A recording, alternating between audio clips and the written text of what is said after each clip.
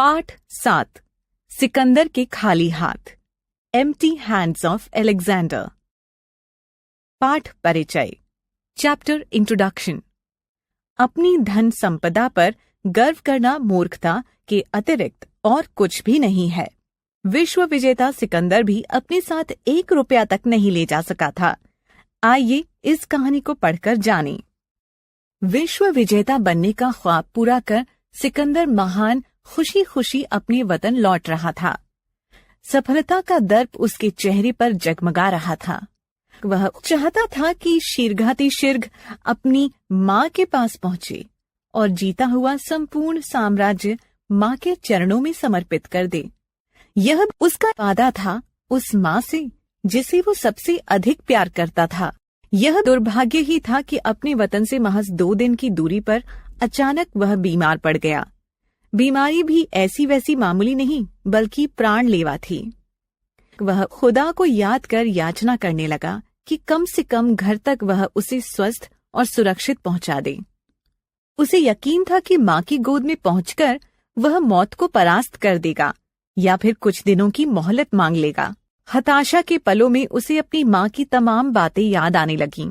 एक बार किसी ने पूछा था, आपको अपनी माँ सर्वप्रिय क्यों है? वह प्रश्न पूछने वाले पर झल्ला पड़ा था। माँ सब प्रश्नों से परे है, प्रश्नकर्ता ने दोहराया था। एक शक्तिमान सम्राट को माँ क्यों सर्वप्रिय है? यूं समझ लीजिए कि आपकी माँ इस सवाल का जवाब जानना चाहती है। तब भावावेश में आकर उसने जवाब दिया था, माँ तुम में क्या नहीं है? बात यह है कि अगर तू ना होती तो इस संसार में मेरा क्या वजूद था। काफिले में मौजूद राजवैद्य भी जब चिकित्सा का प्रयास कर हार गया तो उसने घुटने टेकते हुए सेनापति को सच्चाई बता दी कि सिकंदर महान का बचना अब नामुमकिन है। एक और अंतिम गहन परीक्षण के बाद राजवैद्य ने ये दुखद समाचार दिया कि सिकंदर महान अब कुछ घंटों के मेहमान है। सेनापति वापस लौटे तो उनका मुंह लटका हुआ था।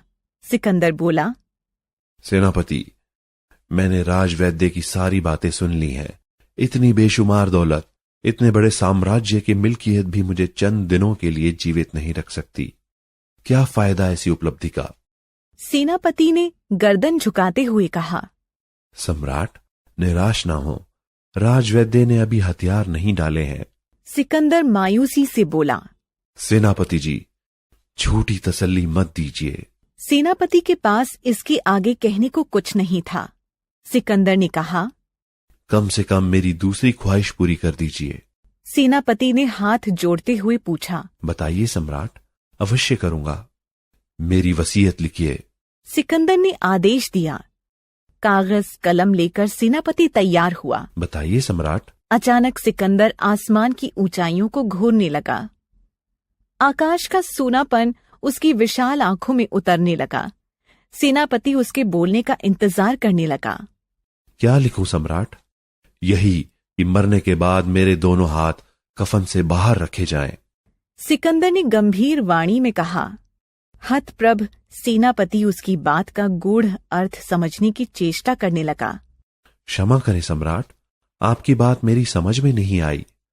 आखिर इस ख्वाहिश से आप क्या सिद्ध करना चाहते हैं?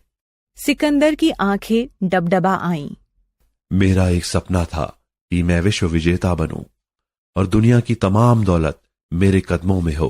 मैंने अपना वह सपना तो किसी प्रकार हकीकत में बदल लिया, किंतु कमाई हुई संपत्ति का कण मात्र भी अपने साथ नहीं ले जा सकूंगा। सब कुछ यहीं रह जाएगा। अब मैं दुनिया को यही बताना चाहता हूं कि धरती पर अकूत संपदा का मालिक सिकंदर जब इस दुनिया से विदा हुआ तो उसके दोनों हाथ खाली थे। लिखते हुए सेनापति की आंखें छलछला आईं। सिकंदर कह रहा था, यहां तक कि यह बेशुमार दौलत भी मुझे 2 दिन और जीवित रखने में असमर्थ है।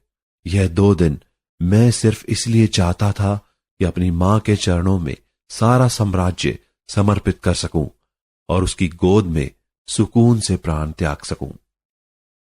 शब्द भंडार, वोकैबुलरी, ख्वाब, सपना, ड्रीम, दर्प, अभिमान, प्राइड, साम्राज्य, राज्य, एम्पायर, याचना, प्रार्थना, प्रेयर, मोहलत, समय, अवसर, टाइम, भावावेश, जज्बात में आकर, इन सेंटिमेंट्स, काफिला, यात्रियों का दल, कारवां, गहन परीक्षण, गहरी जांच, एक्सटेंसिव एग्जामिनेशन, बेशुमार, अत्यधिक, अ लॉट ऑफ, तसल्ली, दिलासा, कॉन्सोलेशन, हतप्रभ, हैरान, सरप्राइज्ड, हकीकत, सच्चाई, ट्रूथ, अकूत संपदा, अपरिमित संपत्ति, इमेजरेबल प्रॉपर्टी, वतन, मातृभूमि, देश, मदरलैंड, शीघ्र, जल्दी से जल्दी,